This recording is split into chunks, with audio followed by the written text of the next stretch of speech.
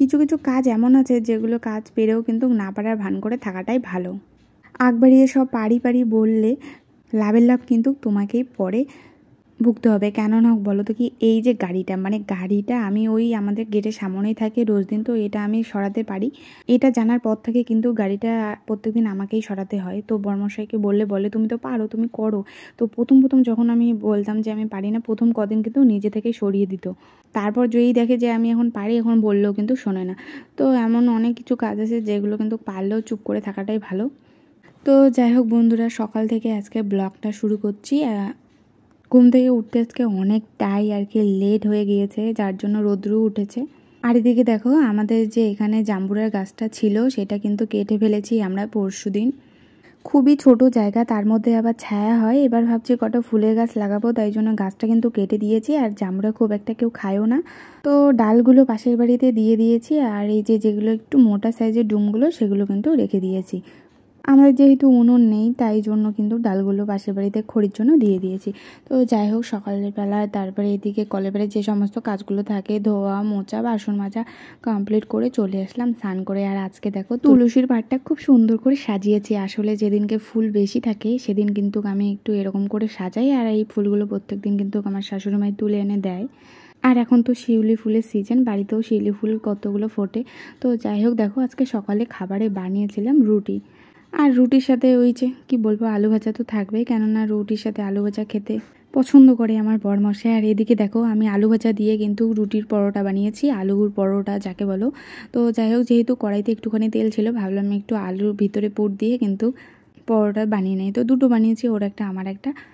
এর আগের ব্লগে একজন কাছের খুব পরিচিতই আমার এক দাদাভাই কমেন্ট করে, আবার দেখলাম কমেন্টটা ডিলিট করেছে। আবার কমেন্টে আমাকে একটা প্রশ্ন করেছে, যার উত্তরও আমি কমেন্টে দিয়েছি। আবার দেখলাম কিছুক্ষণ পরে কমেন্টটা নেই, কেন ডিলিট করলো জানি না। তো যাই হোক দেখো, দুপুরে রান্নাবান্না করতে চলে এসেছি। এখানে আজকে আমার বরমাসে এনেছে কাতলা মাছ, আর সাথে কাতলা মাছের তেল। তো আলু বেগুন দিয়ে কাতলা মাছের তেল করব।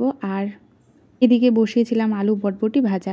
তো আজকে নতুন একটা রেসিপি করব বলতে গেলে কি, হুট করেই প্ল্যান। তো যেহেতু কাতলা মাছ এনেছে, বরমশাই বলছে একটু আর কি কাতলা মাছের ভাপা করো, যেহেতু আমার আলু দিয়েই কিন্তু বড় মাছের ঝোলগুলো বেশি ভালো লাগে খেতে। তো ভাপা করতে বললো। এখন জিনিস তো লাগবে, তো বাড়িতে শুধু সর্ষে ছিল, পোস্ত বাদাম দই এসব কিছু ছিল না। তো ভাবলাম যে ট্রাই করি শুধু এরকম দিয়ে। তো কাঁচা লঙ্কা সর্ষে তারপর আদা দিয়ে কিন্তু পেস্টটা বানিয়ে নিয়েছি। আর এখানে দিয়ে দিলাম জিরে গুঁড়ো, হলুদ গুঁড়ো, লবণ আর একটুখানি কালো জিরা দিয়ে কিন্তু ব্যাটারটা বানিয়ে নিয়েছি। আর এই যে মাছের পিসগুলো কিন্তু অনেকক্ষণ আগেই লবণ হলুদ দিয়ে মাখিয়ে রেখেছিলাম। তো যাই হোক, এটা আমি টিফিন বাটিতে আর কি ভাপা বসিয়ে দেবো। তো এটা দেখো আমার কমপ্লিট। আর এখানে দিয়ে দেবো দুটো চেরা কাঁচা লঙ্কা আর একটুখানি সর্ষের তেল।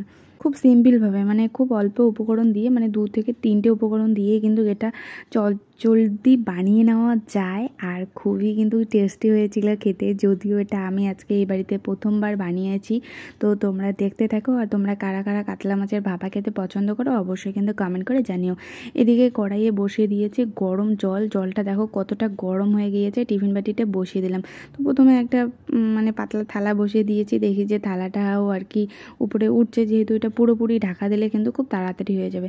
তো থালাটা দিয়ে যেহেতু কিছু হলো না, তারপর দিয়ে দিলাম বড় সাইজের একটা গামলা। 10 থেকে 15 মিনিট কিন্তু রাখতে লাগবে ঠিক এইভাবে। তো 15 মিনিট পর ফিরে আসলাম। 20 মিনিট রাখলেও আর কি ভালো হয়। তো যাই হোক দেখো, এবার খুলে দেখবো কেমন হয়েছে। ওয়াও, খুব সুন্দর কিন্তু হয়েছে, একদম ঝাঁজ বের হয়েছে যখনই না বাটির মুখটা খুলেছি। তো ভীষণ আর কি সুন্দর হয়েছিল দেখতে। আর যতক্ষণ না খাওয়া হচ্ছে আমি খুব এক্সাইটেড ছিলাম কেমন হবে, যেহেতু প্রথমবার বানাচ্ছি আজকে। তো এখানে একটা থালাতে আর কি আমি ভাত বেড়ে নিয়েছি, কিছুটা স্যালাড দিয়ে দিয়েছি। এটা আর কি একটা ফটোর জন্য আমি এই মেলামেন্টের প্লেটে কিছুটা ভাত সুন্দর করে সাজিয়ে নিয়েছি। প্রত্যেক দিনে আমি রান্নার পরে একটু ভাত তরকারি ভালো করে সাজিয়ে গুছিয়ে কিন্তু একটা ফটো ফেসবুকে আপলোড করি। তোমরা চাইলে আমার ফেসবুক পেজ থেকে ঘুরে আসতে পারো। আমি এই কমেন্ট বক্সে কিন্তু আমার ফেসবুকের লিঙ্কটা দিয়ে দেবো।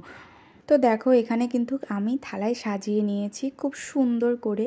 দেখো, গরম ভাতের সাথে কাতলা মাছের ভাপা, আহা কি যে অপূর্ব স্বাদ। দেখো কতটা নরম তুলতুলে হয়েছে একদম। তো দারুণ লাগে এরকম করে গুছিয়ে খেতে দিলে কেউ।